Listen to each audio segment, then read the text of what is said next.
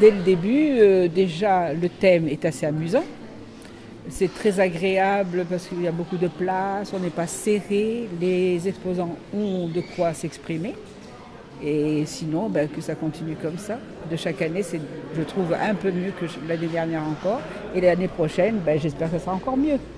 À vous de choisir. J'ai rencontré Agnès qui m'a dit je suis intéressée par ce que vous faites, venez à ma prochaine exposition. Et c'est pour ça que chaque année, je reviens fidèlement dans cette expo qui est très conviviale, où il y a du travail professionnel et amateur, mais du travail, beaucoup de talent, beaucoup d'imagination. Et je me plais dans cette exposition. Voilà. Alors, comment as-tu connu ce salon? Eh bien là, je ne sais plus.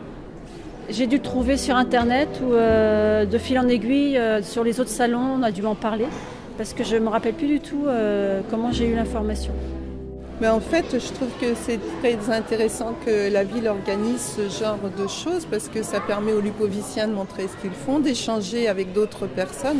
Pour moi, c'est tout à fait positif ce genre de démarche et j'adhère tout à fait à ce genre de choses parce que ça montre au public et puis il y a peut-être des personnes qui vont passer le pas alors qu'elles n'osent pas. Et, par exemple, à l'atelier, c'est vrai qu'on progresse et que ça permet d'évoluer. Non, mon parcours, ça fait 6 ans que je fais de la peinture ici. Donc il me fallait que je me trouve une occupation puisque je suis en retraite depuis quand même maintenant 13 ans. Comme c'est un domaine qui ne me déplaît pas, j'essaye de concrétiser mes dons. Parce que je suis venu comme visiteur, que j'ai vu ce que faisaient les gens du cours, j'ai cherché à voir le prof et à savoir si je pouvais participer au cours. Vraiment, on se sent accueilli, c'est un lieu de rassemblement où on peut discuter avec tout le monde, enfin c'est vraiment sympathique. C'est la première fois par contre que j'expose, donc c'est Agnès qui m'a donné la pêche pour continuer, pour essayer de créer à mes heures perdues. Première fois que j'expose. Ça fait énormément plaisir, comme à chaque artiste je pense, de pouvoir présenter son travail et partager son parcours et ses travaux avec les autres artistes et les spectateurs. Donc j'aime beaucoup, ça me fait très plaisir. Ça fait plusieurs années donc que vous suivez le salon Artistes en Liberté.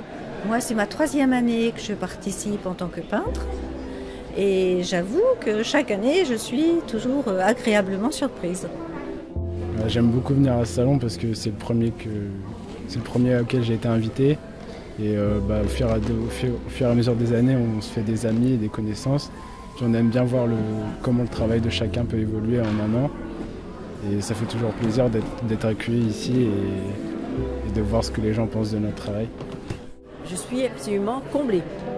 Et puis savoir que ce sont des jeunes qui s'adonnent à la créativité. Ça me conforte dans l'idée que la création est loin d'être morte. Et c'est une bonne chose pour un salon qui réunit des amateurs et de voir que les jeunes vont persister dans ce domaine. J'ai commencé il y a 3 ans à participer à cette manifestation. C'est vraiment très encourageant et j'encourage plein de gens à le faire. Étienne Diné, en fait, qui a vécu à Boussaada, en Algérie. Et en fait, il est devenu Nasreddine Diné. Et puis j'ai demandé à l'artiste si c'était cet artiste-là qui l'avait inspiré. En fait, pas du tout. Pas du tout. Ce n'est pas En fait, c'est par rapport aux couleurs, la position et le sourire aussi. Étienne Diné était très attiré par tous ces costumes, les femmes traditionnelles, la nature. Il était très amoureux par ce monde là-bas. Et je pensais que M. Bénichou avait été attiré par cet artiste-là.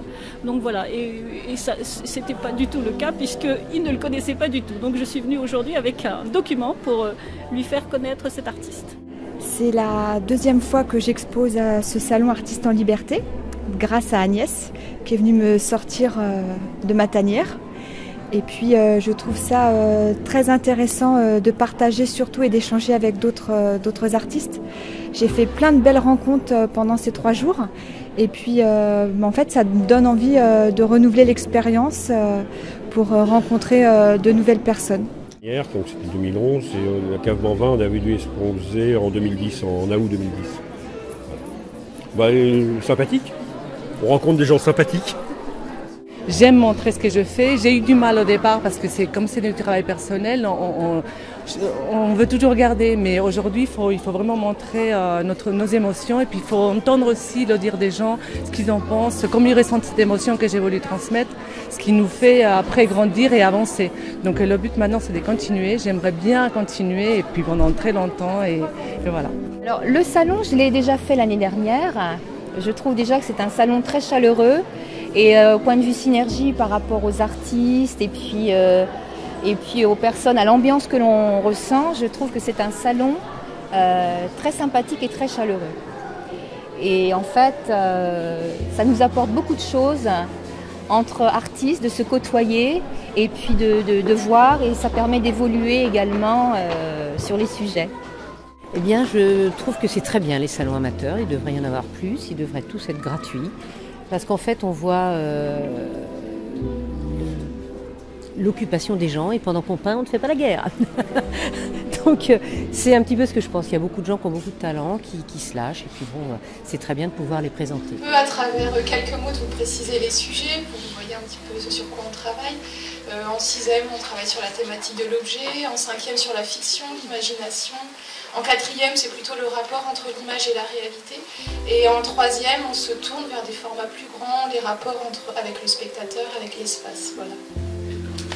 Ça pour mon plaisir.